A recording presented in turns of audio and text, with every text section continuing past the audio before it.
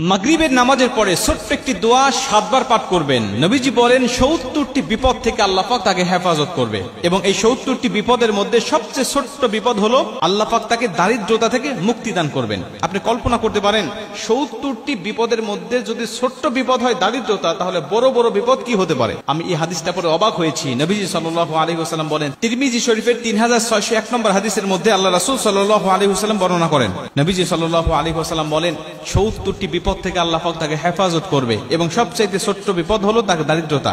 আমরা কিন্তু দারিদ্রতাকেই সবচেয়ে বড় বিপদ মনে করি, অথচ নবীজি বলতেন না, এই ৭০টি বিপদের মধ্যে যত বিপদ আছে সবচেয়ে ছোট্ট বিপদ হলো দারিদ্রতা। বাদ বাকি ৬৯টি বিপদ কত বড় বড় হতে পারে একটু কল্পনা করেন আপনি। তার মানে আপনি যদি দোয়াটি নিয়মিত পাঠ করেন, আপনার যত বড় অসুস্থতা থাকুক না কেন আল্লাহ পাক আপনাকে পরিপূর্ণ শেফা দান করবে। আপনি যদি এই দোয়াটা পাঠ করেন, আপনি যত বড় বিপদের মধ্যে থাকেন না কেন, আপনার দেওয়ালে পিঠ থেকে গেছে কোনো সমস্যা নেই, আল্লাহ পাক এই কঠিন বিপদ থেকেও আপনাকে হেফাজত করবে।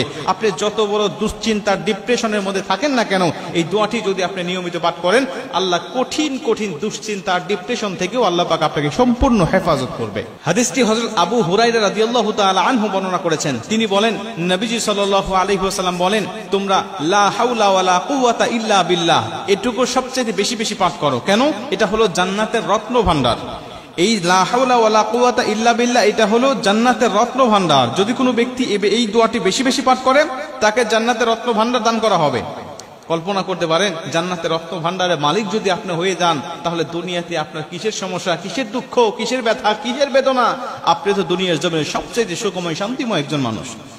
নবীজি বলেন হাদিসের শেষে, এই ব্যক্তি যদি লা হাওলা ওয়ালা কুওয়াতা ইল্লা বিল্লাহ বলার পাশাপাশি যদি আরেকটু যোগ করে বাড়িয়ে দেয়, লা হাওলা ওয়ালা কুওয়াতা ইল্লা বিল্লাহ ওয়ালা মানজা মিনাল্লাহি ইল্লা ইলাইহি, রাসূল সাল্লাল্লাহু আলাইহি ওয়াসাল্লাম বলেন লা হাওলা ওয়ালা কুওয়াতা ইল্লা বিল্লাহর পাশাপাশি ওয়ালা মানজা মিনাল্লাহি ইল্লা ইলাইহি এটুকু যোগ করে যদি কোনো মানুষ তেলাওয়াত করতে পারে, আমল করতে পারে, পাঠ করতে পারে, আল্লাহ পাক তাকে কঠিন কঠিন ৭০টি বিপদ থেকে তাকে হেফাজত করবে।